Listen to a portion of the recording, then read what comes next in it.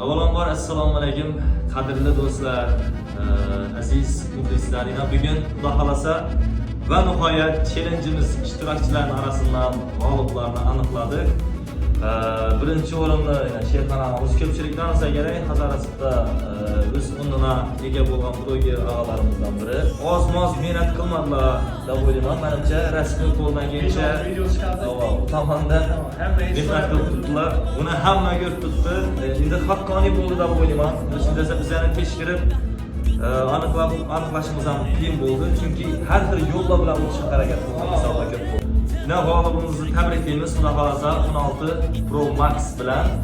Albatta bu telefonni biza xarid qilib olgan do'kon bor, Abu Safiy do'koni Hazarasida. Mana boshqalarga qaraganda arzon telefonlari. Bemalol borib xarid qilib olsangiz bo'ladi bizda ham. Asalga tabriklaymiz. Muborak bo'lsin. Buyursin, yaxshi kunlar olib kelsin.